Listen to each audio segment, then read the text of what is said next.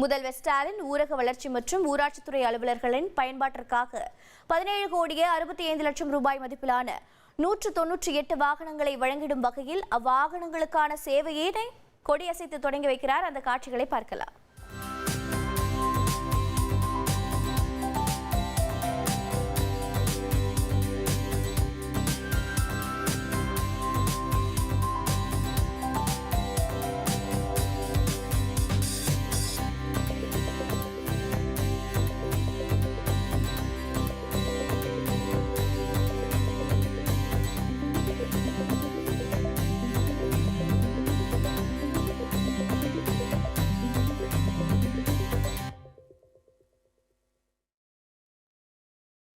மேலும் விவரங்களை செய்தியாளர் பாஸ்கர் வழங்கிட கேட்கலாம். பாஸ்கர், வணக்கம்.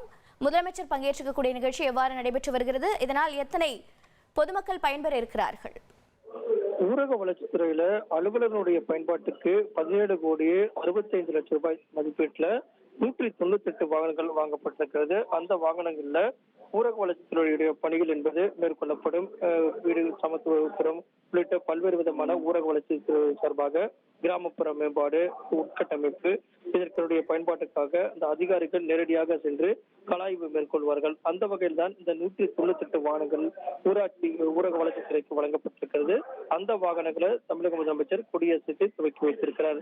அதைத் தொடர்ந்து தமிழ் வளர்ச்சித்துறையில பணிகள் தொடர்ந்து மேற்கொள்ளப்படுவதற்காக 2 கோடியே 15 லட்சம் ரூபாய்க்கான காசோலையை தமிழ் வளர்ச்சி கழகத்துடைய தலைவரிடம் தற்போது தமிழக முதலமைச்சர் வழங்கியிருக்கிறார்.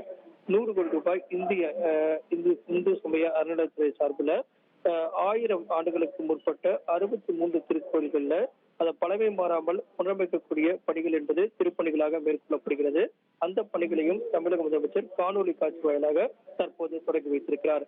பள்ளிக்கல்வித்துறை சார்பில் தமிழ்நாட்டில் இருக்கக்கூடிய பல்வேறு மாவட்டங்கள்ல 72 அரசு உயர்நிலைப் பள்ளிகள், பெண்நிலைப் பள்ளிகள், 99 கோடி ரூபாய் செலவுல கட்டப்பட்டிருக்கக்கூடிய வகுப்பறைகள், 54 கழிவறைகள் மற்றும் 13 ஆய்வகங்களையும் 472 முடிவுற்ற பணிகளையும் தமிழக முதலமைச்சர் தற்போது